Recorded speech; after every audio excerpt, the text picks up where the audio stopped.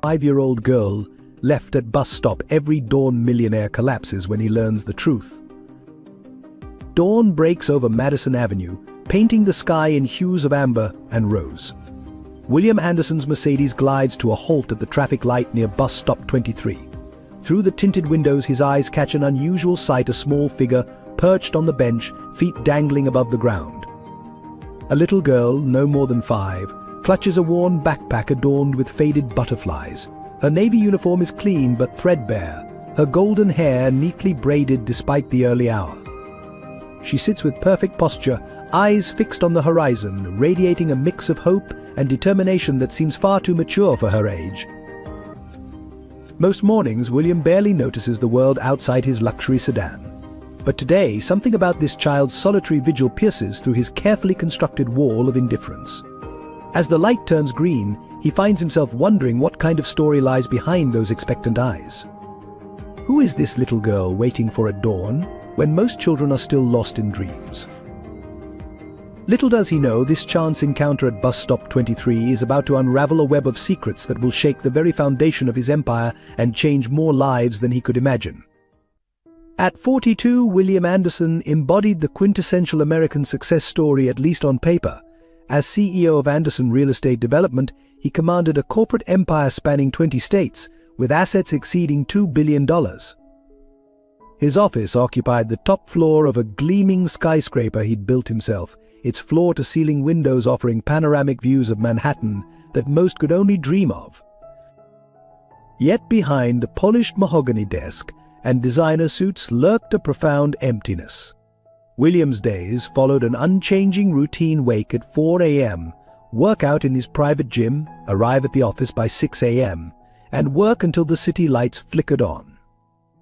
His marriage had dissolved 5 years ago, leaving behind a penthouse too large for one person and a collection of awards that gathered dust on spotless shelves. Born into modest means in suburban Boston, William had clawed his way to the top through relentless determination and raw intelligence. His father, a construction worker, died in a site accident when William was 12, leaving his mother to raise him and his younger brother James on a waitress's salary. The tragedy ignited something in William, a burning drive to build something unshakable, to rise above the precariousness of working-class life. He graduated valedictorian, earned a full scholarship to Harvard, and began his ascent through the real estate world with single-minded focus. By 30, he had founded his own company.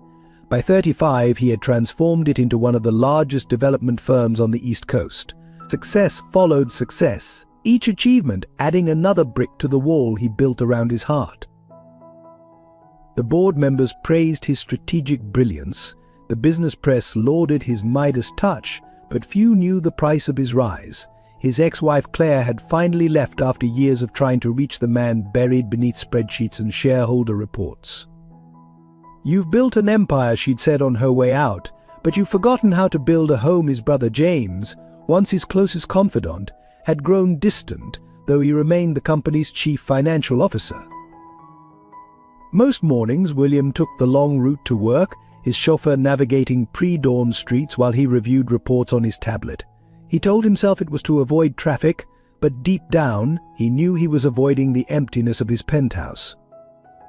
The route took him past bus stop 23, a seemingly insignificant corner of his vast urban domain. He rarely noticed the parade of early morning workers waiting there until the day he saw the little girl. Something about her solitary figure tugged at memories he'd long suppressed of standing at a different bus stop with James, waiting for their mother to return from her night shift, of the vulnerability and hope of childhood. But William Anderson hadn't built his empire by dwelling on the past or letting emotion cloud his judgment. Or so he thought, until that spring morning when everything he'd built began to unravel, starting with a simple question: why was a 5-year-old girl sitting alone at his bus stop every dawn? At 5 years old, Sophie Parker had already developed the kind of resilience that would break most adults' hearts. Every morning, rain or shine, she woke at 4:30 a.m. in the women's shelter on East 42nd Street, carefully putting on her second-hand private school uniform, a scholarship gift from an anonymous donor. Her small fingers had mastered the art of braiding her own hair, a skill learned out of necessity rather than choice. The navy blazer and pleated skirt, though slightly too large, were kept immaculately clean. Each evening Sophie would hand-wash any spots, hanging them to dry on a makeshift clothesline strung between shelter beds. Her prized possession was a purple backpack, its faded butterflies barely visible but cherished all the same. Inside, she kept her mother's last letter, protected in a plastic sandwich bag, along with her school supplies and a small photo of a smiling woman with eyes identical to her own. Despite living in a shelter, Sophie maintained perfect attendance at Greenwich Preparatory Academy. Her teachers marveled at her exceptional performance in mathematics and her unfailing politeness. What they didn't know was that behind her quiet demeanor lay an unshakable determination. She believed, with the pure conviction of childhood, that excellence in school would somehow help her mother return faster. The other shelter residents had grown protective of the little girl who never complained. M.S. Thompson, an elderly woman who occupied the bed next to Sophie's, would watch in silence as the child performed her morning ritual. A social worker named Linda Reynolds had been assigned to Sophie's case, but even she couldn't persuade the girl to wait for the school bus at a more reasonable hour. "My mummy knows to find me at bus stop 23, Sophie would say with unwavering certainty. She promised she'd come back when things got better. The truth about Sophie's situation was carefully guarded by the shelter staff. They knew only that Sarah Parker, her mother, had been a hotel employee until 5 months ago.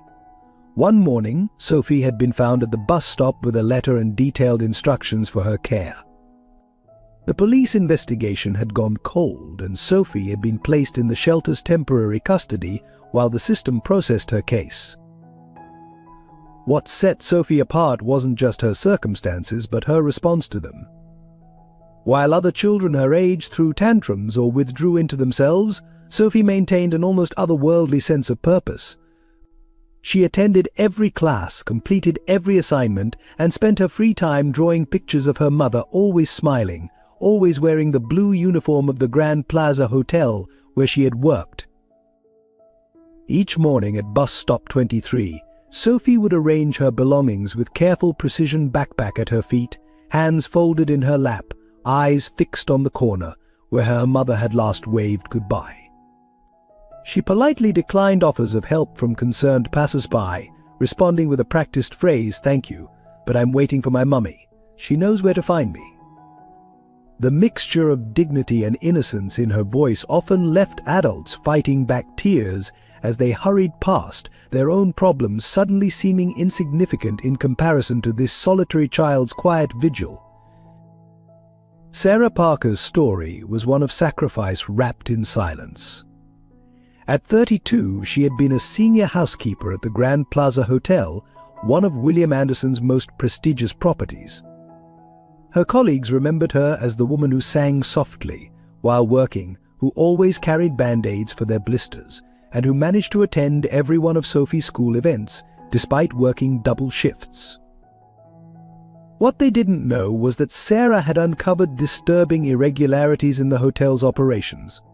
Working late one night, she had witnessed a heated argument between James Anderson and unknown men in suits, followed by the exchange of unmarked envelopes. The hotel's accounting logs, which she had access to while cleaning the management offices, showed discrepancies that pointed to something far more sinister than simple mismanagement. Sarah's integrity had been both her strength and her downfall. Rather than looking the other way, she had meticulously documented everything, storing evidence in a safety deposit box. She had planned to report her findings through proper channels, believing in the system's fairness. But before she could act, anonymous threats began appearing, first in her locker, then under her apartment door. The messages made it clear her silence was expected, or Sophie would pay the price. The breaking point came on a rainy Tuesday evening. Sarah had stayed late to cover a co-worker's shift, leaving Sophie with their elderly neighbor. Walking through the hotel's underground parking garage, she heard screams echoing off the concrete walls. Without hesitation, she had run toward the sound, finding William Anderson collapsed beside his car, clutching his chest. Her quick action and basic CPR knowledge had kept him alive until paramedics arrived, though in the chaos, he never saw her face clearly. That same night, Sarah received the most chilling threat yet. A photograph of Sophie sleeping in her bed, accompanied by a simple message, "Choose wisely." Within hours, Sarah had executed her desperate plan. She withdrew Sophie from school, packed essential documents, and wrote the hardest letter of her life. Before dawn, she left her daughter at bus stop 23, the place where they had shared countless morning hugs before school with detailed instructions and her last savings. The investigating officers had labeled it abandonment, but they never found the evidence Sarah had gathered, nor understood the impossible choice she had faced. She had disappeared into the vast network of women's shelters across the country, taking waitressing jobs under assumed names, moving whenever she felt she might be recognized. Each penny earned was split between survival and a growing fund for Sophie's future. Sarah's only contact with her old life was through Linda Reynolds, the social worker she had chosen carefully. Monthly letters arrived from different cities, each containing money orders for Sophie's care and the same promise: "When it's safe, when I have enough proof, I'll come back for you." Linda kept these letters sealed in her office, sharing only the essential messages with Sophie, protecting the child from the weight of her mother's burden. What Sarah couldn't have known was that her act of saving William Anderson's life had set in motion a chain of events that would eventually bring everything to light. The truth she had discovered, the sacrifice she had made, and the wisdom of her choice in leaving Sophie at bus stop 23 all would converge in ways she could never have imagined, leading either to justice or to tragedy, depending on the choices of those involved in the unfolding drama. William's routine shattered the morning he finally stopped his car at bus stop 23. Something about Sophie's solitude that day, perhaps the way she shivered slightly in the early spring chill, broke through his carefully constructed indifference. He instructed his driver to pull over, a decision that would alter countless lives. "Good morning," he said, approaching with measured steps.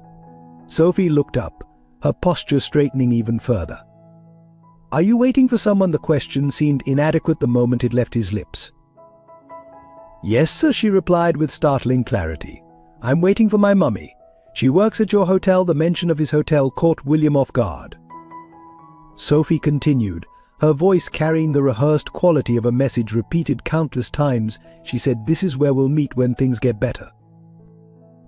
That evening, instead of his usual market reports, William found himself reviewing security footage from bus stop 23.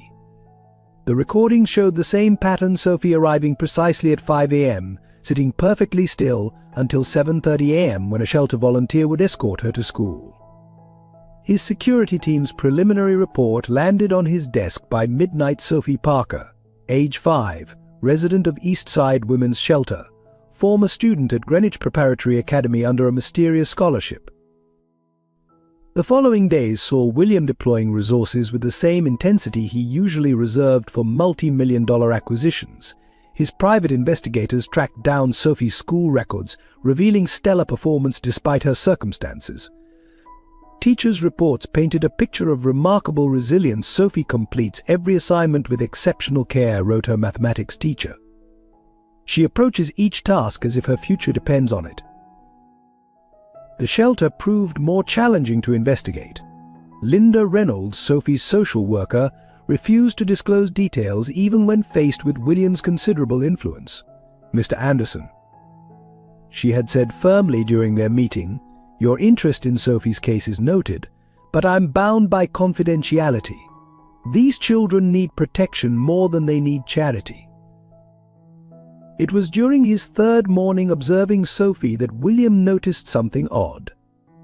As she arranged her backpack, a paper fluttered to the ground, a hotel receipt with handwritten notes on the back. The date caught his eye: December 15th, the night he had his heart attack in the parking garage. The coincidence nagged at him, leading him to dig deeper into the hotel's personnel records from that period.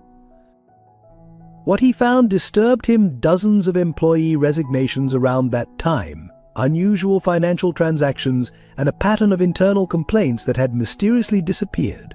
At the center of it all was a gapper missing employee file for a senior housekeeper named Sarah Parker. William's investigation took an unexpected turn when he received an anonymous email containing security footage from the night of his heart attack. The grainy video showed a woman in a hotel uniform performing CPR, her face partially obscured but her movements decisive.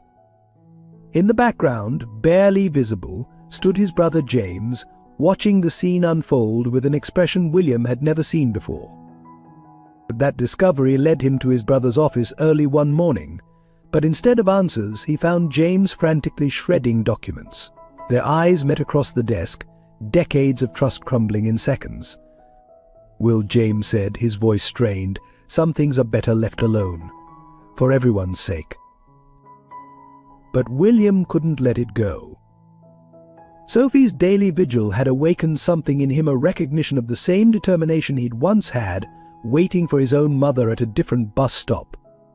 He began connecting the dots, the missing employee files, the financial irregularities, the timing of Sarah Parker's disappearance, and his brother's increasingly erratic behavior. The investigation had started as simple curiosity about a lonely child. It was evolving into something far more complex, a web of corporate corruption, personal betrayal, and a mother's desperate choice. For the first time in years, William felt truly alive, driven by something more meaningful than profit margins.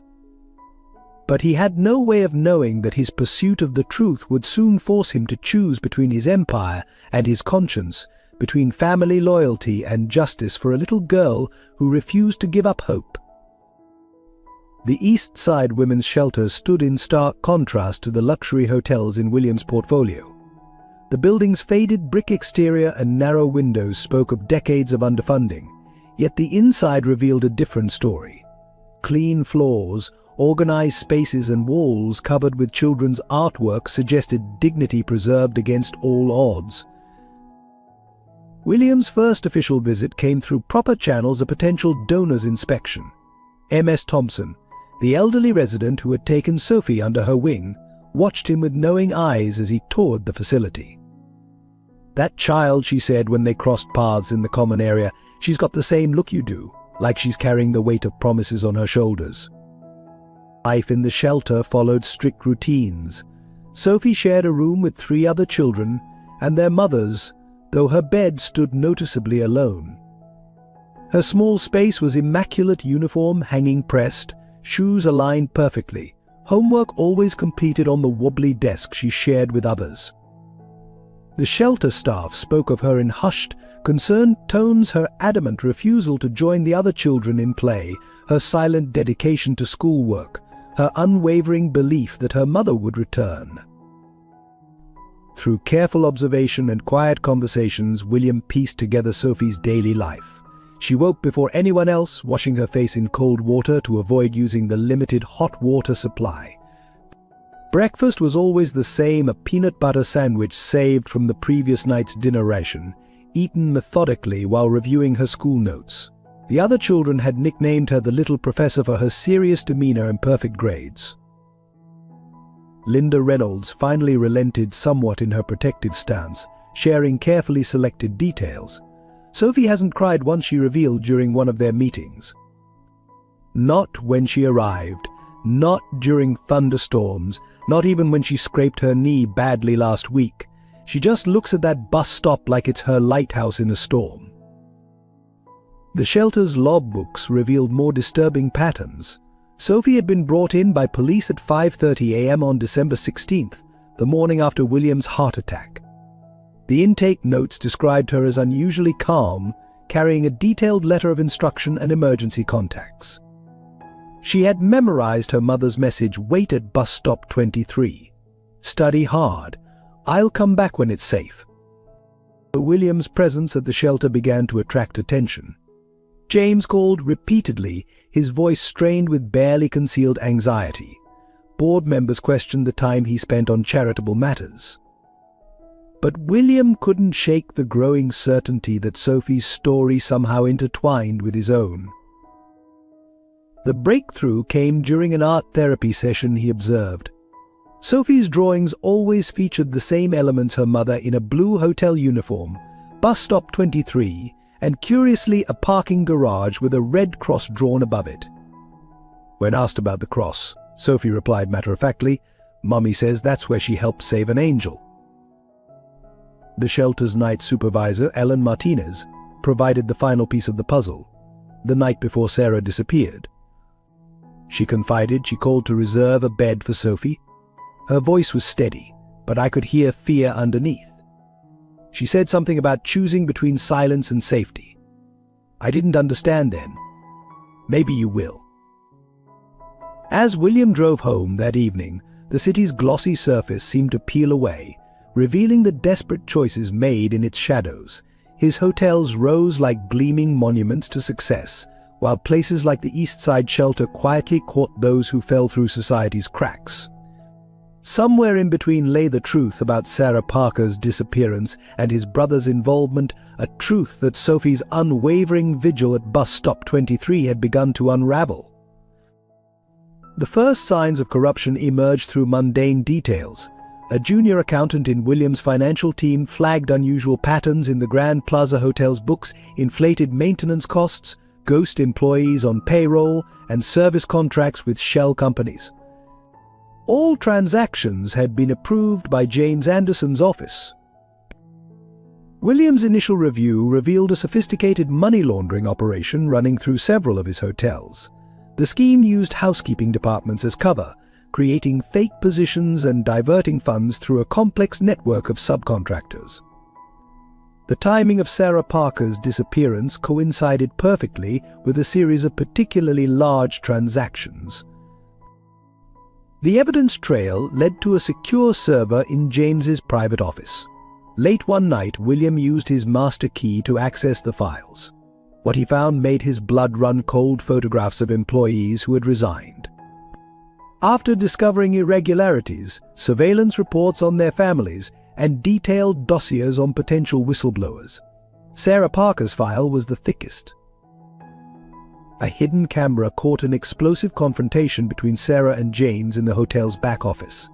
"I won't be part of this," her voice rang clear through the grainy footage. "People trust this company. What you're doing isn't just illegal, it's wrong." James's response was chillingly calm. "Consider carefully what matters most to you, Ms. Parker." The operation's scope was staggering.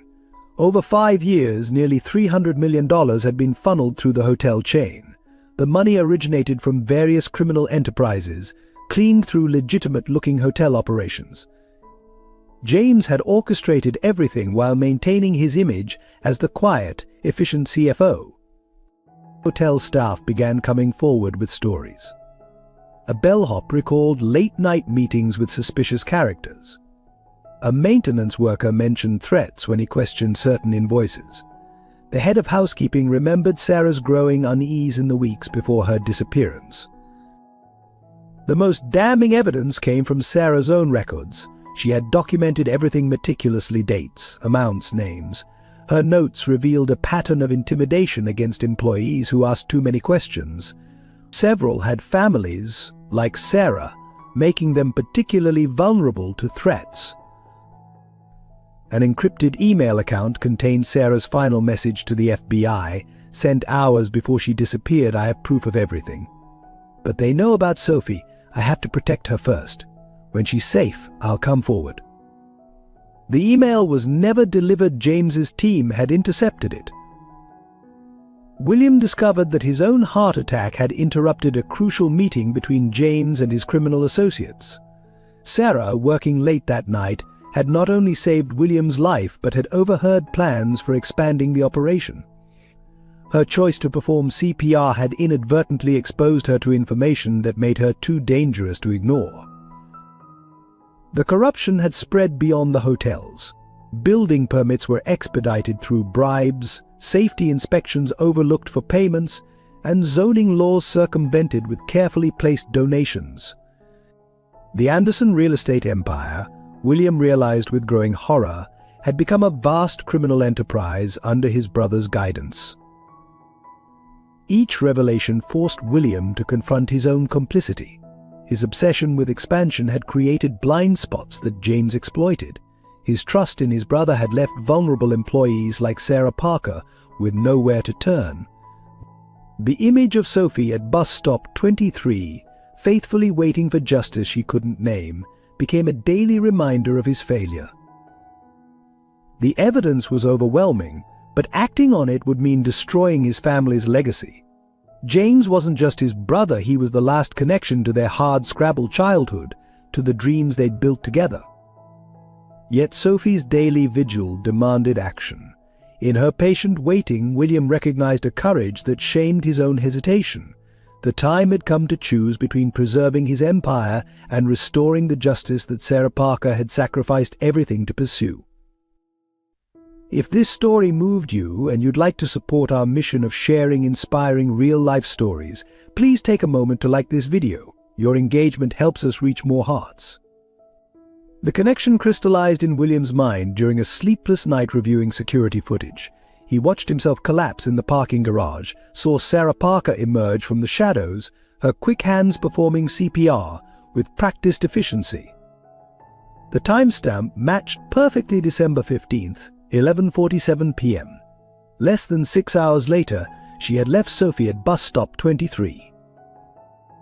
William recalled fragments from that night, a woman's voice staying calm, hands pressing steadily against his chest, someone whispering, "Stay with us until paramedics arrived." He remembered trying to thank his savior, but the pain had overwhelmed him. By the time he regained consciousness in the hospital, she had vanished. Sarah's personnel file painted a remarkable picture. Perfect attendance for 5 years, multiple commendations for guest service, 3 promotions in rapid succession. Her supervisor's notes praised her attention to detail and integrity. But beneath the exemplary record lay a pattern. Sarah had worked primarily in the executive floors, where James conducted his late-night meetings. The revelation hit William with stunning force during a board meeting. As James presented the quarterly financials, William noticed his brother absently rubbing his left shoulder, the same nervous tic he'd had as a child when lying to their mother. The pieces suddenly aligned: Sarah's documentation of the money laundering, her presence in the garage that night, the threats that followed, and her desperate choice to protect Sophie. William excused himself and drove to the shelter, finding Sophie in her usual spot at the study table. "Your mother," he said gently. "She worked at the Grand Plaza Hotel." Sophie nodded without looking up from her homework. "She saved someone there," she replied matter-of-factly. "An angel in a dark place. That's why she had to go away, to protect the truth." Linda Reynolds confirmed the timeline. Sarah had called her at midnight, voice shaking but determined. "I've witnessed something," she had said. "If anything happens, there's evidence in a safety deposit box. But Sophie comes first, she always comes first." The social worker had prepared the shelter placement immediately, recognizing the fear behind Sarah's careful words. William's investigation took on new urgency. He hired private investigators to trace Sarah's movements after leaving Sophie.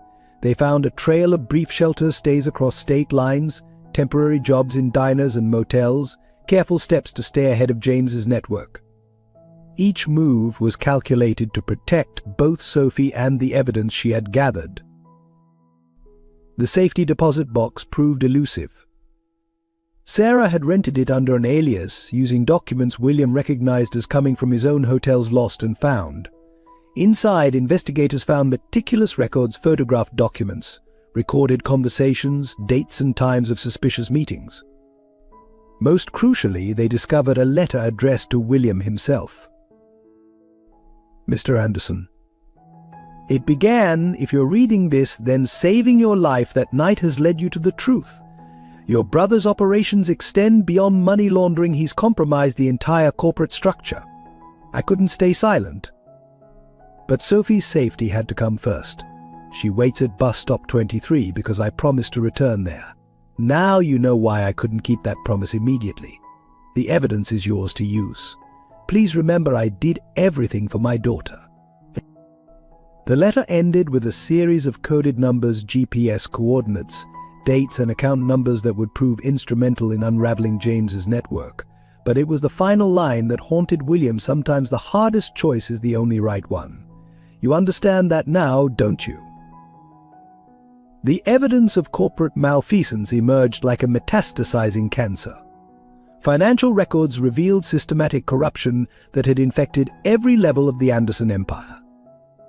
Through Sarah Parker's carefully preserved documents, William uncovered wire transfers to offshore accounts, falsified environmental impact studies, and bribes paid to city officials. The Grand Plaza Hotel served as the operation's epicenter. Housekeeping payrolls concealed payments to criminal organizations. Renovation contracts masked money laundering operations. Even the hotel's charitable foundation, William discovered with growing disgust, had been used to funnel dirty money through fake community programs. Security footage from the executive floors told a damning story. James held late-night meetings with known criminal figures, their conversations hidden behind closed doors, but their intentions clear from the documentation Sarah had gathered. She had used her position as senior housekeeper to access rooms after these meetings, photographing discarded documents and recording conversations through the ventilation system. The most shocking discovery came from the hotel's internal communication system. Emails between James and the head of security detailed surveillance operations on problematic employees. Sarah's name appeared repeatedly in these exchanges, her movements tracked, her phone tapped. The final email, dated the night of William's heart attack, contained a simple directive: handle the Parker situation permanently. William found proof of similar intimidation tactics used against other employees. A maintenance worker who questioned suspicious deliveries had his children followed to school. A front desk manager who noticed irregular guest records received photos of his wife's daily routine. Each threat was meticulously documented in James's private files, catalogued like trophies. The scale of corruption extended beyond simple financial crimes. Building inspections had been falsified, leading to dangerous structural compromises in several Anderson properties. Environmental regulations were bypassed through elaborate schemes involving shell companies and falsified test results. Lives had been put at risk for the sake of profit. Sarah's evidence pointed to a broader conspiracy. Other hotel chains were implicated, suggesting an industry-wide network of corruption. Senior political figures appeared in transaction records, their influence bought through complex financial arrangements. The entire system operated with clockwork precision, its gears greased with threats and bribes. The facade began cracking when William quietly contacted trusted board members. Initial skepticism turned to horror as he presented Sarah's evidence. The board's attorney, reviewing the documents, grew pale. "This isn't just criminal," she warned. "It's a RICO case.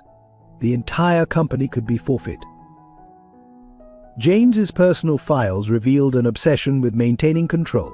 Psychological profiles of key employees, surveillance reports, contingency plans for various scenarios, all meticulously organized.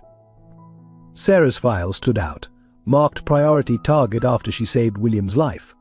Her actions that night had unwittingly placed her at the center of James's paranoid attention. The final piece fell into place when William accessed the hotel's backup servers.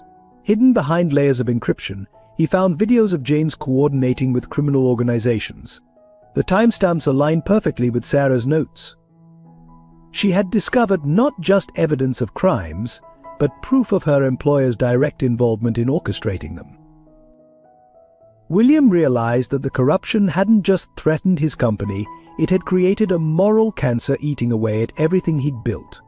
Each revelation forced him to confront his own role in enabling this system, his willful blindness to his brother's activities. The evidence Sarah had risked everything to gather now demanded action, but the consequences would reshape not just his business empire, but the entire industry. The truth about James Anderson emerged through a series of damning revelations. William's investigation uncovered his brother's transformation from trusted CFO to criminal mastermind, a journey that began shortly after their mother's death 5 years ago. The timing aligned perfectly with Sarah Parker's hiring at the Grand Plaza Hotel. James had identified Sarah early as a potential threat. Her attention to detail and unwavering integrity made her dangerous. Security footage showed him watching her from his office window, studying her interactions with staff, noting her close relationship with Sophie. His surveillance logs documented every aspect of their lives: Sophie's school schedule, their apartment layout, even Sarah's daily coffee order. The night of William's heart attack had forced James's hand. Sarah's presence in the parking garage wasn't coincidental. She had been working late, documenting a meeting between James and known criminals. Her decision to save William had exposed her to conversations she was never meant to hear. James's phone records showed frantic calls immediately afterward, culminating in the threats that drove Sarah into hiding. Bank records revealed James's personal stake in the corruption. Offshore accounts held millions in laundered money. Property deeds showed holdings under various aliases.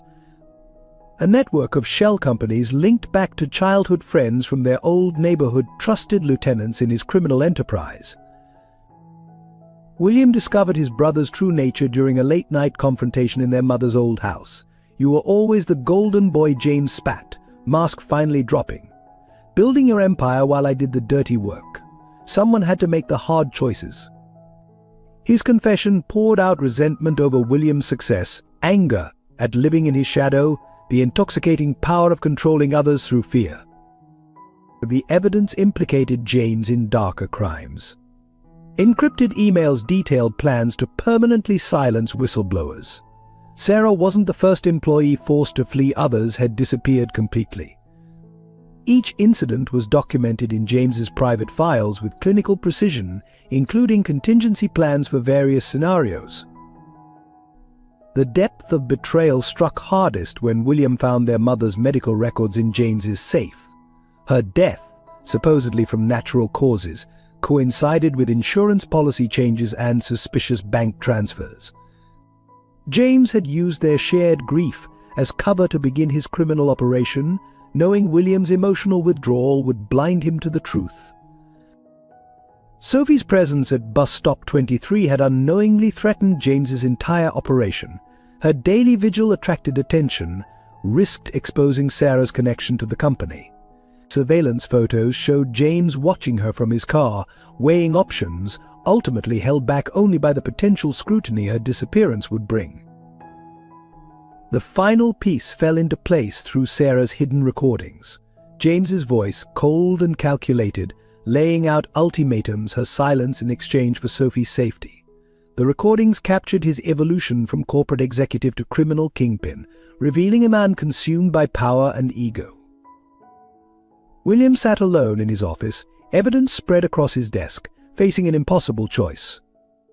Exposing James meant destroying their family legacy, but silence meant betraying everything their parents had taught them about right and wrong.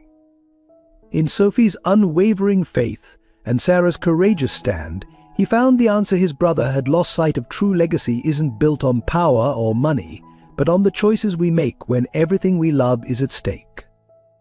The weight of discovery became unbearable for William Anderson. Each morning, watching Sophie at bus stop 23 transformed from curiosity to crushing guilt. He had built an empire on a foundation of willful blindness, and a 5-year-old child's unwavering faith had cracked it wide open. In his penthouse office, William grappled with impossible choices. The evidence against James was irrefutable. Moving against his brother meant destroying their family name, wiping out thousands of jobs, and potentially facing criminal charges himself for failing to prevent the corruption. Doing nothing meant betraying Sarah Parker's sacrifice and condemning Sophie to endless waiting. The corporate machine continued grinding forward. Board meetings filled his calendar. Investment opportunities crossed his desk, but William found himself unable to focus, his thoughts constantly returning to Sarah's letter. Sometimes the hardest choice is the only right one. He began avoiding James, making excuses to skip their weekly dinners, unable to face the stranger his brother had become. Sleep became elusive. William spent nights reviewing security footage, watching Sarah Parker move through his hotels like a ghost, gathering evidence while maintaining a perfect facade of normalcy. Her dedication to protecting both the truth and her daughter haunted him. In her choices, he recognized the courage he had lost somewhere between poverty and wealth. His ex-wife Claire's words echoed with new meaning. "You've built an empire but forgotten how to build a home." The emptiness of his penthouse mocked him. His wealth, once a shield against vulnerability, now felt like chains binding him to corruption. Each morning he arrived earlier at the office, parking near bus stop 23, watching Sophie maintain her vigil with a determination that shamed him. The pressure mounted as James grew suspicious. Casual questions carried veiled threats. Loyal employees were suddenly transferred or resigned. The board began questioning William's distraction, his sudden interest in hotel operations, his unscheduled visits to properties. The machine was closing ranks, protecting itself. William found himself spending more time at the shelter, ostensibly reviewing potential charitable initiatives. He watched Sophie study, her small fingers tracing letters with fierce concentration. Other children invited her to play. She politely declined, returning to her books with single-minded focus. "Like mother, like daughter, MS," Thompson observed, both of them carrying burdens too heavy for their shoulders. The turning point came during a late-night drive through the city. William visited every Anderson property, seeing them through new eyes. Behind each gleaming facade lurked Sarah's evidence, falsified safety reports, laundered money, lives threatened. At the Grand Plaza Hotel, he sat in the parking garage where she had saved his life. Understanding finally that she had saved more than his heart that night, she had given him a chance to redeem his soul. In his office the next morning, William opened his father's old toolbox, kept as a reminder of his roots. Inside lay his father's worn work gloves, a tangible link to the man who had died believing in honest work and clean hands. The choice crystallized: he could preserve his empire and lose his humanity, or risk everything to become the man his father had raised him to be. Sophie's daily vigil had become a mirror, reflecting the cost of moral compromise. In her stubborn hope, William recognized the faith he had once had in justice and fair play. Sarah's evidence offered a chance to restore that faith, but the price would be everything he had spent his life building. As dawn broke over bus stop 23, William Anderson made his choice, understanding finally that true legacy isn't measured in buildings or bank accounts, but in the courage to stand up for what's right, even when standing alone. The board's reaction to William's investigation was swift and hostile. During an emergency meeting, directors who had praised his leadership for years now questioned his judgment. James sat silently at the far end of the conference table, his calm demeanor a stark contrast to the chaos unfolding. "The implications of these accusations are staggering," Gerald Thompson, the lead director, declared. "You're risking everything your father worked for, everything you've built." Other board members nodded in agreement, their faces masks of calculated concern. The subtext was clear: protect the company or face removal. The threats arrived systematically. First came the subtle warnings from longtime allies. Board members approached him privately, expressing concerns about his mental state, suggesting stress leave. Legal counsel reminded him of his fiduciary duties, emphasizing potential personal liability. Each conversation carried whispers of consequences, but James orchestrated a masterful campaign of isolation. Key executives suddenly became unavailable. Trusted assistants requested transfers. Even William's private security team was quietly replaced, citing routine rotation. The message was clear: the system was closing ranks. Anonymous letters appeared on William's desk, containing photos from his daily observations of Sophie. Each envelope carried an implicit threat: back off, or the child you're trying to protect might disappear like her mother. The surveillance extended to his penthouse, his car, his phone. William found himself living in a gilded cage of his own making. The board's strategy shifted to financial pressure. Audit committees launched reviews of William's recent decisions. Questions arose about his charitable contributions to the shelter. rumors of mental instability circulated among major shareholders. The empire he'd built was being turned against him with surgical precision. Linda Reynolds reported increasing scrutiny of Sophie's case. They're looking for legal angles to move her, she warned during a clandestine meeting. Claiming the shelter isn't suitable, suggesting more appropriate placement options. The system that had protected Sophie was being weaponized to control her. William's most loyal executives faced similar pressure. Those who stood by him found their careers suddenly in jeopardy. Performance reviews turned negative. Promotion opportunities vanished. The message spread through the corporate ranks: loyalty to William Anderson had become a liability. The pressure peaked during a shareholders' meeting. James presented a motion to temporarily relieve William of his duties, citing health concerns. The evidence William had gathered was dismissed as paranoid delusions. Even his daily visits to bus stop 23 were presented as signs of deteriorating judgment. In his darkest moment, William received an unexpected ally. Claire, his ex-wife, reached out after seeing news reports about the company's leadership transition. Over coffee in a small diner far from corporate eyes, she offered a different perspective. The man I married wouldn't let them bury the truth. Where is he? The board's final ultimatum came wrapped in concern: take a voluntary leave of absence or face a public vote of no confidence. They offered a generous settlement, a graceful exit, and most importantly, a guarantee of Sophie's safety. All he had to do was walk away, let the machine continue its operation, abandon Sarah's sacrifice and Sophie's hope. Standing at his office window, watching Sophie maintain her daily vigil below, William understood the true cost of his empire. Every gleaming building, every profitable quarter, every business award had been purchased with compromised principles and buried truths. The board hadn't changed. He had finally opened his eyes to what they had always been. Despite her perfect grades, Sophie's life at Greenwich Preparatory Academy became increasingly complicated. Her classmates, children of privilege, noticed her worn uniform and daily shelter pickup. The whispers started in hallways, evolved into direct questions. Why does your mom never come to school events? Why do you live in a shelter? Sophie faced each challenge with the same quiet dignity she showed at bus stop 23, when Jessica Miller, the class queen bee, mocked her faded backpack. Sophie simply replied, "My mom chose it specially for me." The response, delivered without anger or shame, left Jessica speechless and earned Sophie unexpected allies among her classmates. Mrs. Bennett, Sophie's homeroom teacher, noticed concerning patterns.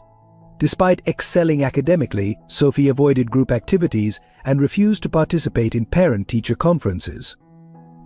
During the annual Family Day presentation, she stood before the class and calmly described her mother as temporarily away on an important mission. The other children's snickers died when they saw the absolute conviction in her eyes. The school administration, pressured by wealthy parents, began questioning Sophie's scholarship. Anonymous complaints suggested her presence disrupted the school's community standards. The principal, Dr. Harrison, found himself caught between his concern for an exceptional student and mounting pressure from influential families. William's investigation revealed James's hand in the situation. Board members' children attended Greenwich Prep. Their sudden interest in Sophie's scholarship wasn't coincidental. The school's financial records showed recent generous donations from shell companies linked to James's network. Sophie's academic performance never wavered. Her essays won school competitions, her math scores remained perfect, her attendance record unbroken. Each achievement seemed a message to her absent mother: look, I'm keeping my promise, I'm doing everything right. The determination behind her success broke the hearts of teachers who understood its source. The turning point came during a parent-teacher meeting William attended as Sophie's temporary guardian, Mrs. Bennett, shared a recent writing assignment, My Hero. While other children wrote about superheroes or sports stars, Sophie had written about a hotel housekeeper who saved lives by keeping everything clean and telling the truth. The essay now sat in James's surveillance file, tagged as potential evidence. Linda Reynolds fought constantly to maintain Sophie's placement at Greenwich Prep. Each administrative challenge was met with documentation of Sophie's exemplary performance. But even Linda couldn't shield Sophie from the social isolation. During lunch, she sat alone, methodically eating while reviewing flashcards, her mother's photograph propped against her water bottle. The school nurse reported concerning observations Sophie never complained of illness, never asked to rest, even when running a fever. She's afraid, the nurse confided to William, afraid that any weakness might give them a reason to take her away from bus stop 23. The child's understanding of her precarious situation manifested in perfect attendance at the cost of her health. As pressure mounted on multiple fronts, Sophie's academic achievements became both shield and sword. Her presence at Greenwich Prep, supported by undeniable merit, forced the wealthy community to confront uncomfortable truths about privilege, justice, and the cost of silence. In her quiet perseverance, she embodied everything the school claimed to value, challenging those who would dismiss her based on circumstances beyond her control. The breakthrough in locating Sarah Parker came through an unlikely source. A diner waitress in Pittsburgh recognized her photograph not from William's investigation, but from Sophie's drawings posted on the shelter's missing mother's wall. Sarah had been working double shifts under the name Mary Wilson, living in a women's shelter 3 blocks from the restaurant. Sarah's carefully constructed new life revealed both desperation and determination. She worked 2 jobs, mornings at the diner, evenings cleaning offices. Her shelter roommate described her nightly ritual of counting tips, setting aside exactly 2/3 for Sophie's future. She never spoke about her past, but kept a worn photo of Sophie by her bed. William's private investigators confirmed Sarah's location but discovered something disturbing. James's network had also found her.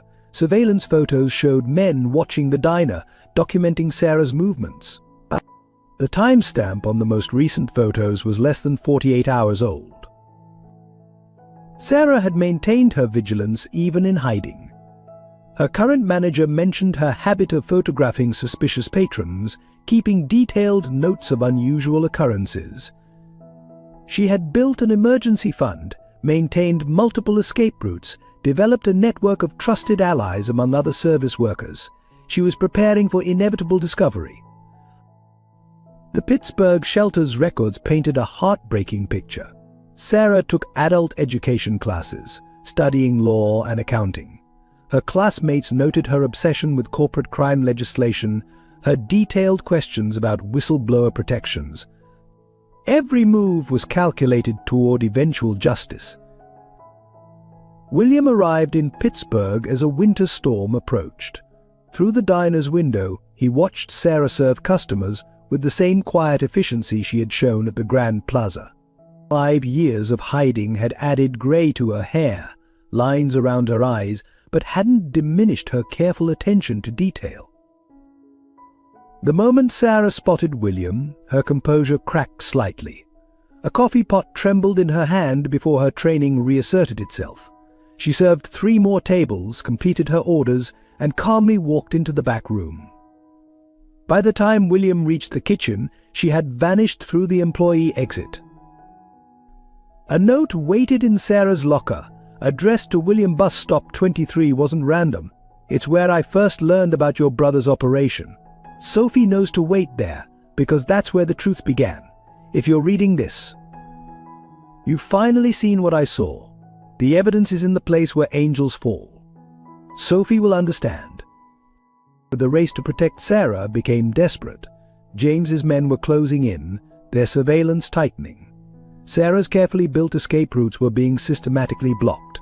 Her backup identities were being flagged in system after system. The net was drawing closed. William found Sarah again at a small chapel 3 towns over. She sat in the last pew, back straight, hands folded like Sophie at her bus stop. "I taught her that posture," she said without turning. "Straight spine, clear eyes, truth in every breath. She's kept her promise, hasn't she?" The conversation that followed would change everything, but first they had to survive the storm gathering outside. James Anderson's web of manipulation unraveled spectacularly during a globally broadcast press conference. Initially planned to announce William's voluntary leave of absence, the event transformed into a public expose of corporate corruption. Minutes before James could begin his prepared statement, video screens throughout the headquarters began displaying evidence. Security footage showed James threatening employees, surveillance photos of Sophie, bank transfers to criminal organizations. Each piece of evidence played in devastating sequence, broadcast simultaneously to every Anderson property worldwide. The technical mastermind behind this revelation was an unexpected ally, Marcus Chen, a junior aid specialist who Sarah had befriended. He had quietly preserved copies of her evidence, waiting for the right moment. As James frantically tried to shut down the system, Marcus's security protocols kept the truth flowing. From his position at the podium, James watched his carefully constructed world collapse. Board members began receiving real-time alerts about their own complicity. Shareholders witnessed their investments crumble.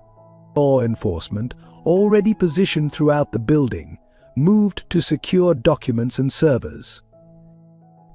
William, standing at the back of the room, finally saw his brother clearly.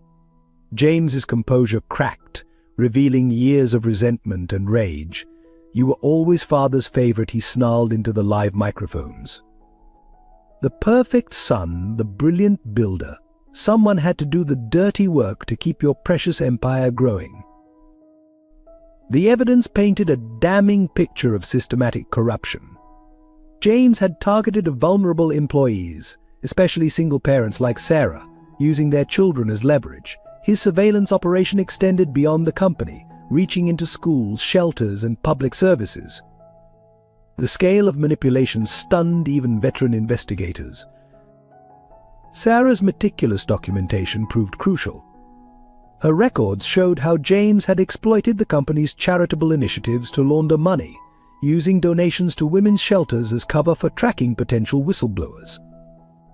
The same system meant to protect vulnerable families had been weaponized against them. The most shocking revelation came from James's private files. He had orchestrated their mother's financial ruin, forcing her to work multiple jobs until exhaustion contributed to her death. This calculated cruelty served dual purposes, eliminating oversight and providing James emotional leverage over William through shared grief. Media coverage exploded. Bus Stop 23 began trending worldwide as Sophie's story captured public imagination. Corporate whistleblowers across the industry came forward, inspired by Sarah's courage. James's network began imploding as criminal associates rushed to make deals with authorities. In the chaos, James attempted one final manipulation.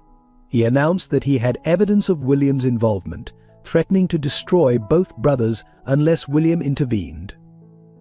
The bluff failed when Sarah's final piece of evidence emerged: recordings of James admitting he had deliberately kept William in the dark, knowing his brother's moral compass would never allow such corruption.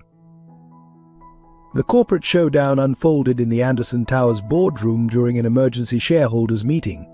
William stood at one end of the mahogany table, Sarah's evidence spread before him. James occupied the opposite end, surrounded by lawyers and security personnel. The board members sat between them, a nervous chorus of expensive suits and shifting loyalties. William began by playing Sarah's recordings of James's late-night meetings. His brother's voice filled the room, coldly discussing surveillance of employees' children, laundered money, and silenced whistleblowers. James maintained his composure until William revealed their mother's medical records, proving James had denied her access to treatment while funneling her insurance money into his schemes. The confrontation escalated when federal agents entered, led by an investigator who had been building a case against James for years. Sarah's evidence provided the final pieces they needed. As agents moved to secure documents, James triggered his contingency plan, a complete system shutdown designed to destroy electronic evidence. But Sarah had anticipated this. Her friend Marcus had quietly backed up everything to secure servers. As James's delete protocols activated, screens around the room began displaying his criminal network in real time. Bank transfers, surveillance photos, threatened families. The truth cascaded through the building's digital infrastructure. James launched into a bitter tirade, his careful facade crumbling. He accused William of privileged blindness, of building an empire on his brother's buried crimes. "You needed me," he shouted. "Every permit, every contract, every deal, I made them happen while you played the noble builder." The board's reaction split along predictable lines. Those implicated in James's scheme scrambled for distance. Others, seeing the inevitable, began offering evidence in exchange for leniency. The corporate machine was eating itself, decades of corruption surfacing in a cascade of betrayal. Sarah's appearance via video link silenced the chaos. From a secure location, she methodically outlined 5 years of evidence gathering.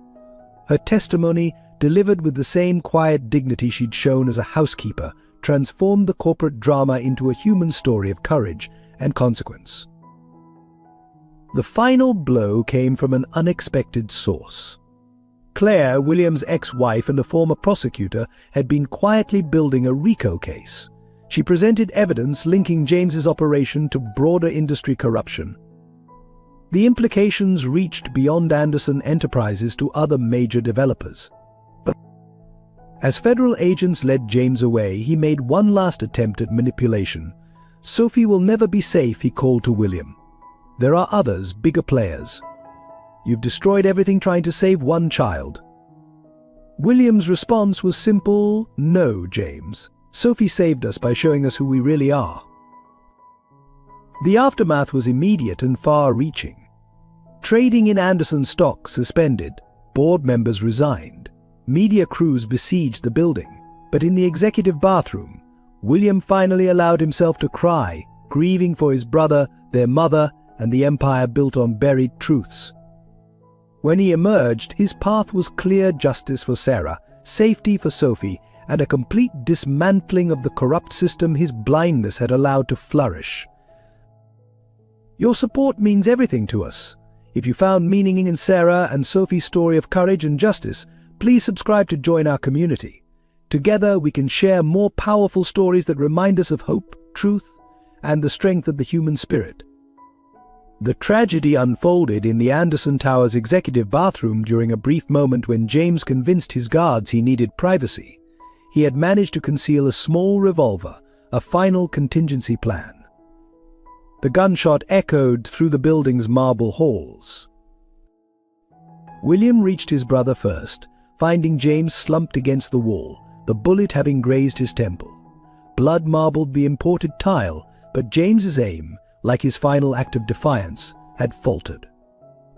As medical teams rushed in, James's last conscious words were a whispered echo of their childhood: "You were always the lucky one." The media frenzy intensified. Headlines screamed about the Anderson brothers' dramatic fall. Journalists camped outside the hospital, where James lay in a medically induced coma.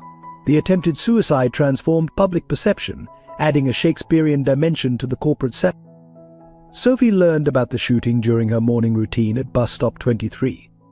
A passerby's radio carried the news, and the child's response haunted witnesses. She simply straightened her posture further and said, "Sometimes bad people hurt themselves when the truth comes out. My mommy told me truth is like medicine, it hurts before it heals." Security footage revealed James had planned the attempt meticulously. He'd recorded a video confession, accepting sole responsibility while implicating larger criminal networks. The recording, part suicide note and part final manipulation, threatened to expose connections reaching into government offices and rival corporations. In the hospital waiting room, William confronted the cost of brotherly love. Photos of their childhood lined his phone, two boys sharing dreams on a fire escape, promising to build something their father would be proud of. Somewhere along the way, those dreams had corrupted, ambition poisoning the bond between brothers. The investigation uncovered darker aspects of James's mental state. His private journals revealed a man consumed by competition with his brother, twisting their shared tragedy into justification for crimes. The attempted suicide was his final attempt to win their lifelong game, casting himself as the tragic figure while threatening to drag others down in his fall. Williams' resignation as CEO came during a tense emergency board meeting. Despite the evidence vindicating his investigation, the scandal's magnitude left the board no choice. The company's stock had plummeted, partners were withdrawing, and shareholders demanded dramatic action. The resignation speech was brief but impactful. William acknowledged his failure to detect the corruption, accepted responsibility for his blindness, and announced the creation of a victims' compensation fund using his personal fortune. As he removed his company ID, decades of power stripped away in seconds. The transition proved chaotic. Longtime executives jumped ship, fearing further revelations. Projects halted mid-construction, leaving skeletal buildings as monuments to corporate corruption. Employees faced uncertainty as the company's reputation tarnished their resumes. The media portrayed Williams' fall differently from James's. Where his brother was painted as a villain, William became a tragic figure, the noble builder betrayed by blood. Some outlets suggested his resignation was a calculated move to protect the company's remaining assets. Others praised his moral awakening, though questioned its timing. Sophie's reaction cut through the corporate drama. When told William wouldn't be driving past bus stop 23 anymore, she nodded wisely. "He's helping my mummy tell the truth now. That's more important than being a boss." Her simple perspective highlighted the contrast between corporate power and moral courage. The personal cost mounted quickly. William's social circle evaporated. Country club memberships were quietly revoked. Charity boards requested his withdrawal. The same society that had celebrated his success now treated him as contagious, fearing association with the scandal. In his penthouse apartment, William sorted through decades of corporate achievements. Awards felt hollow, recognition meaningless. Among the accolades, he found a framed photo of the company's first project, a small renovation job his father had helped secure. That night, he finally understood what true legacy meant. The scandal exploded across international media within hours of James's suicide attempt. Anderson corruption and Bus Stop 23 dominated social media, with Sophie's story touching hearts worldwide. News helicopters circled Anderson Tower, while protesters gathered below, their signs demanding justice for whistleblowers. Major networks ran continuous coverage of the Anderson Empire's collapse. Financial analysts detailed the corruption's scope, estimating billions in laundered money. Human interest stories focused on Sarah and Sophie, portraying their separation as a symbol of corporate greed's human cost. The revelation of employee surveillance sparked particular outrage. Documents showed hundreds of families had been monitored, their children's routines tracked as leverage. Former employees came forward with stories of threats and intimidation. Each testimony reinforced Sarah's evidence, building a devastating picture of systematic abuse. Congressional hearings were announced to investigate industry-wide corruption. The Anderson case exposed vulnerabilities in corporate oversight, prompting calls for stricter whistleblower protections. Sarah's documentation became a blueprint for investigating other major developers. Local impact hit hardest.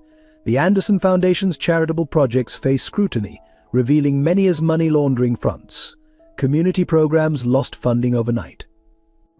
The women's shelter housing Sophie saw donations plummet due to its Anderson connection, though anonymous gifts mysteriously covered the shortfall. Sophie's school struggled with the attention. Media tried accessing campus for interviews, forcing Greenwich Prep to hire additional security. Students shared stories online about the girl from Bus Stop 23. Some supportive, others cruelly highlighting class divisions that had always simmered beneath the school's prestigious surface. Internal documents leaked steadily, each revelation spreading shockwaves. James's surveillance network implicated politicians, judges, and business leaders. The scandal metastasized beyond the Andersons, threatening pillars of the establishment who had benefited from their corruption. The truth about Sarah Parker's innocence emerged through a meticulous reconstruction of her final weeks at Grand Plaza Hotel. Security footage, restored from corrupted files, showed her working late on December 15th, documenting financial discrepancies in the hotel's main office.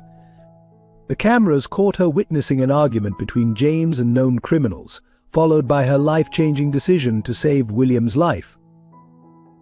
Sarah's innocence was further proven through recovered email chains. She had attempted to report the corruption through proper channels, sending detailed concerns to the company's ethics hotline. Each report disappeared into James's surveillance system, triggering escalating threats against Sophie. Bank records confirmed Sarah had rejected multiple bribes, even as her daughter's preschool reported mysterious men photographing the playground. The hotel's housekeeping logs revealed Sarah's methodology. She had used her position to access offices after suspicious meetings, photographing discarded documents and recording conversations through air vents. Her notebook, discovered in the safety deposit box, detailed dates, times, and participants with professional precision. Each entry was backed by photographic evidence or recordings. William's heart attack had inadvertently exposed James's entire operation. Sarah's decision to perform CPR placed her in the perfect position to overhear crucial details of the criminal network. Her medical training, documented in her employee file, had saved not only William's life but ultimately the company's soul. The investigation uncovered Sarah's desperate attempts to protect both truth and daughter. She had created a trail of evidence scattered across multiple locations, each piece meaningless alone but damning when combined. The choice of Bus Stop 23 was strategic. It was visible from multiple security cameras and near a police station, offering Sophie some protection. Most compelling was Sarah's final report, addressed to federal investigators but never delivered. It methodically outlined the corruption, included supporting evidence, and predicted potential retaliation. Her last paragraph revealed her character. I understand the risks in coming forward, but I want my daughter to grow up in a world where truth matters more than power. 3 independent forensic accounting teams verified Sarah's findings. Every transaction she had flagged led to criminal enterprises. Every suspicious meeting she documented connected to illegal activities. But her evidence was airtight, her methodology beyond reproach. She wasn't just a whistleblower, she was a master investigator trapped in circumstances beyond her control. The revelation of Sarah's innocence transformed public opinion. Media coverage shifted from corporate scandal to human interest, focusing on her courage and sacrifice. Her story resonated particularly with working mothers who recognized the impossible choice between truth and child safety. Sophie's vigil at Bus Stop 23 became a symbol of faith in justice against overwhelming odds. As Sarah's vindication spread, support poured in from unexpected sources. Former colleagues shared stories of her integrity and kindness. Hotel guests wrote about her professionalism and attention to detail. Even some board members, initially hostile, admitted their misjudgment of her character. The housekeeper who had saved lives through both action and truth became an unlikely hero for corporate reform. The community's response to the Anderson scandal transformed from outrage to action. Local business owners near Bus Stop 23 began offering Sophie breakfast, keeping watch over her morning vigil. A coffee shop owner installed extra lighting to ensure her safety in pre-dawn hours. Regular bus commuters adjusted their schedules to provide an unofficial protective circle around the determined child. Greenwich Prep's Parents Association, initially hostile to Sophie's presence, launched a scholarship fund in Sarah's name. The same families who had questioned Sophie's place at the school now championed her cause. Students organized a Truth Matters campaign, wearing butterfly pins like those on Sophie's worn backpack. The women's shelter became a focal point for corporate reform activism. Former employees of Anderson Enterprises gathered there, sharing stories and evidence. Linda Reynolds coordinated with legal aid organizations, building a network to protect whistleblowers' families. The shelter's conference room transformed into a command center for justice. local law enforcement subtly increased patrols around bus stop 23. Officers would casually park nearby during Sophie's wait, their presence deterring James's remaining surveillance network.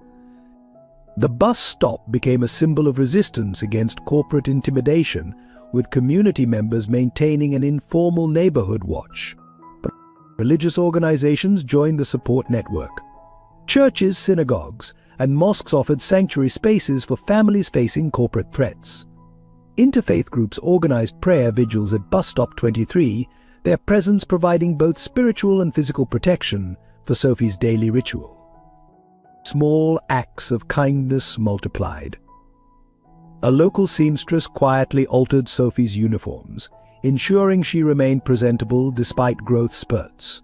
A retired teacher volunteered to tutor her after school. Restaurant owners near the shelter provided free meals, understanding that community strength flows from countless small gestures. The media's tone shifted as community support grew. Local news channels featured stories about neighborhood unity rather than corporate scandal. Sophie's morning routine became a testament to community values rather than a tragic spectacle. Social media campaigns highlighted positive actions, inspiring similar movements in other cities.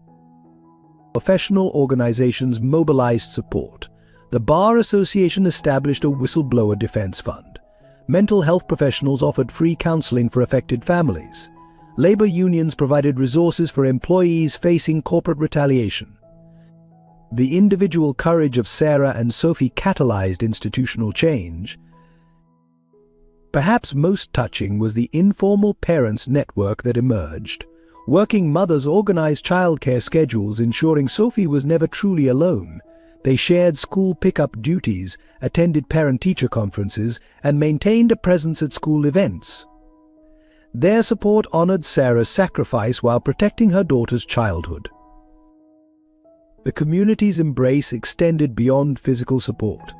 Local artists created murals celebrating whistleblower courage. Musicians performed at benefit concerts for the shelter.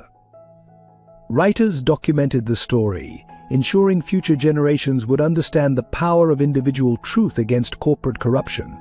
Bus Stop 23 evolved from a location to a movement, proving that one child's unwavering faith could awaken a community's conscience.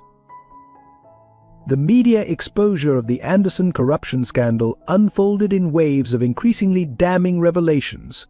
Major networks aired special reports detailing the complex web of financial crimes, featuring interviews with former employees and experts analyzing Sarah's evidence.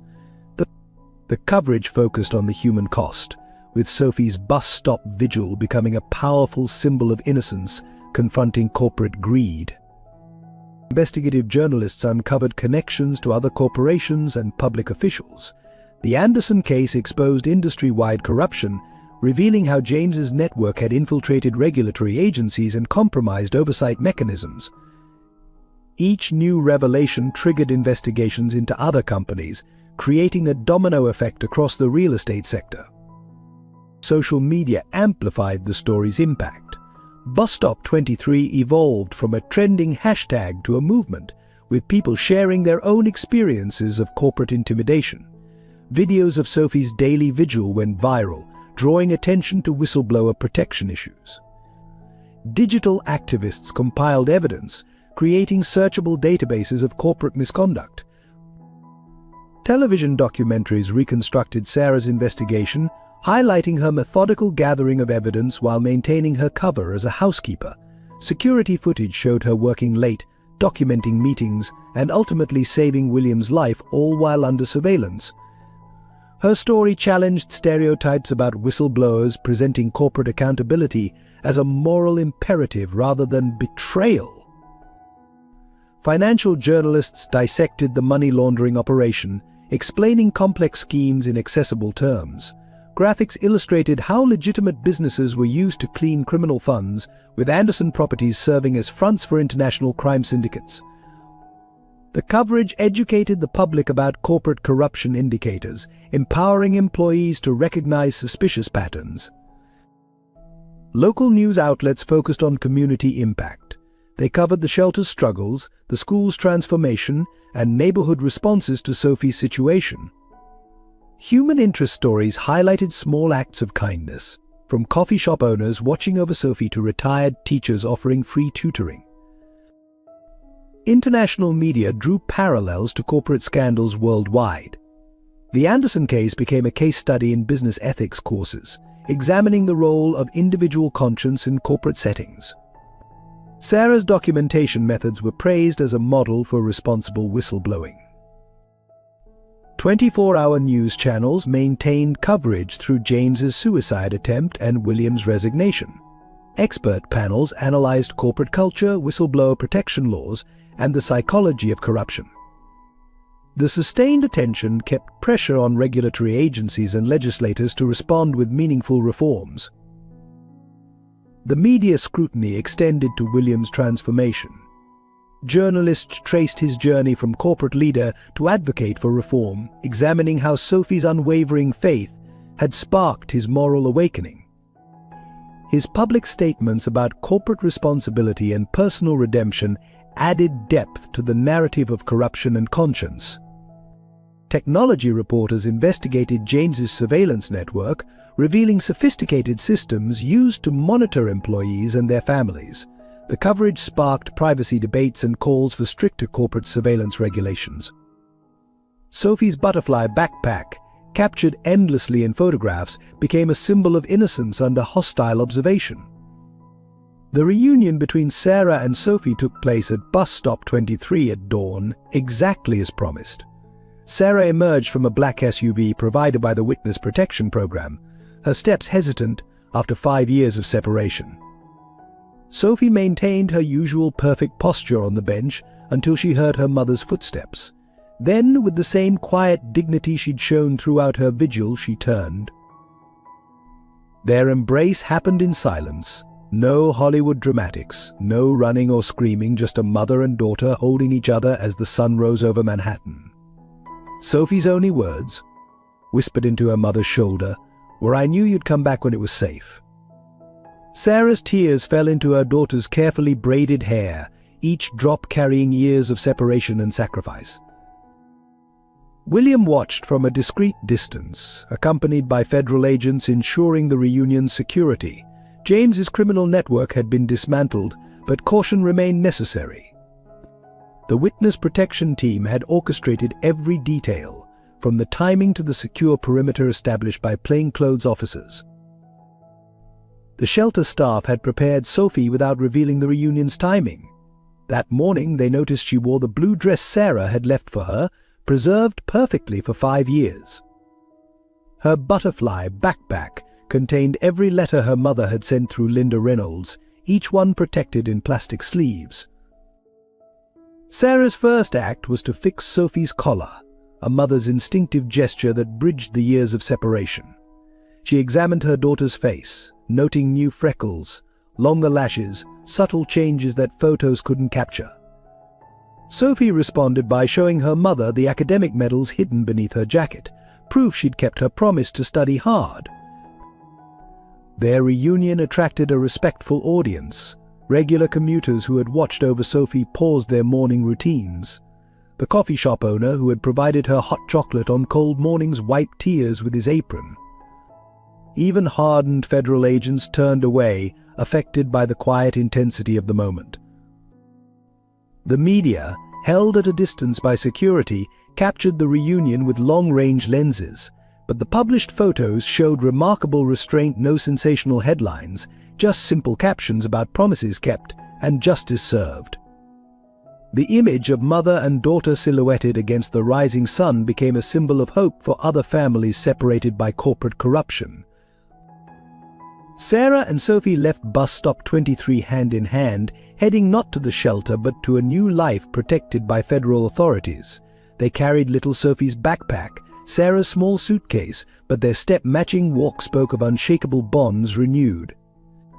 As they departed, Sophie turned to wave at William, a gesture that encompassed forgiveness, gratitude, and a wisdom beyond her years. The restructuring of Anderson Enterprises emerged from the ashes of scandal as a model for corporate reform. William, though no longer CEO, worked with federal authorities to transform the company's culture. The new board, comprised largely of ethics experts and former whistleblowers, implemented unprecedented transparency measures. Every Anderson property underwent forensic auditing. Criminal profits were seized and redirected into a victim compensation fund. The Grand Plaza Hotel, where Sarah had uncovered the corruption, became headquarters for a new corporate accountability initiative. Former surveillance rooms were converted into whistleblower support centers. Justice moved methodically through the corporate ranks. James, recovering from his suicide attempt, faced multiple federal charges.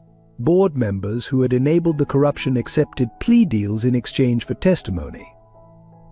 The investigation expanded to partner companies, exposing industry-wide criminal networks. The company's reformation emphasized employee protection. New policies, dubbed the Sarah Parker Protocols, established clear channels for reporting misconduct. The protocols included family protection programs, anonymous reporting systems, and mandatory ethics training at all levels. Most significantly, employee surveillance systems were dismantled and replaced with transparent oversight mechanisms. Legal consequences reached beyond the Anderson organization. Politicians who had facilitated corrupt deals faced prosecution. Regulatory agencies underwent restructuring to prevent future failures. The case sparked legislative reform, strengthening whistleblower protections and corporate accountability measures. Greenwich Preparatory Academy established the Parker Scholarship, providing education for children of whistleblowers.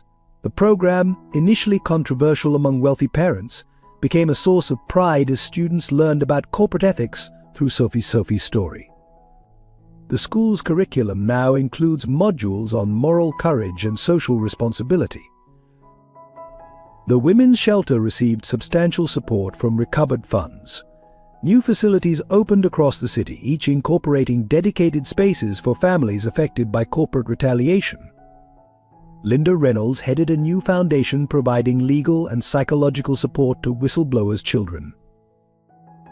William's personal transformation paralleled the corporate changes. He dedicated his fortune to establishing the Anderson Parker Institute for Corporate Ethics, focusing on practical protection for employees facing moral dilemmas. His public speeches about brotherhood, betrayal, and redemption helped reshape discussions about corporate culture.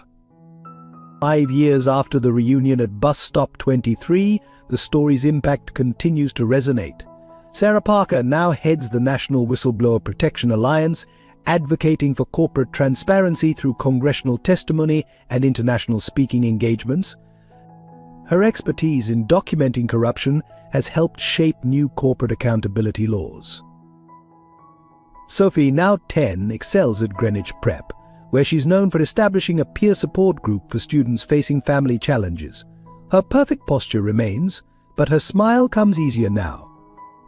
The butterfly backpack sits in a glass case in the school's ethics center, a reminder that courage often comes in small packages. William Anderson found unexpected purpose after leaving corporate life. The Anderson Parker Institute has become a leading force in corporate reform, providing practical support for whistleblowers while advocating for systemic change. His relationship with Sophie continues. He attends her school events, a proud uncle figure in her reconstructed family. James Anderson, after serving 3 years, entered a rehabilitation program focusing on corporate offenders. His recovery includes regular speaking engagements at business schools, where he analyzes how power and competition poisoned family bonds. The brothers maintain cautious contact, rebuilding trust through shared commitment to reform. Bus Stop 23 transformed into a memorial park dedicated to corporate whistleblowers. A bronze statue depicts a small girl with perfect posture, a butterfly backpack beside her. The plaque reads simply, "For those who wait in faith for justice." Local children leave drawings and notes, creating an evolving testament to moral courage. The Anderson corporate scandal sparked lasting change across industries. Parker protocols become standard language in corporate policies. Ethics courses study the case, examining how one mother's courage and one child's faith exposed systemic corruption. Insurance companies now require similar protection measures in their corporate policies. Sarah and Sophie live quietly under modified witness protection, their location known only to a trusted few. Their morning ritual continues, sitting together at breakfast, sharing stories about their day ahead. Sophie still maintains perfect grades, but now she studies for herself rather than as a beacon for her mother's return. The shelter where Sophie waited 5 years thrives as a center for family advocacy. Linda Reynolds trains social workers nationwide in supporting children of whistleblowers, the missing mothers. The wall where Sophie's drawings once hung now displays success stories of families reunited through corporate reform. If Sophie and Sarah's story touched your heart, please take a moment to support our team by subscribing and sharing this video with your friends and family. Your likes, comments, and emotional responses help us continue creating meaningful content that matters. We're considering producing a sequel that follows Sophie's journey into adolescence and Sarah's advocacy work. Would you be interested in seeing their story continue? Let us know in the comments below.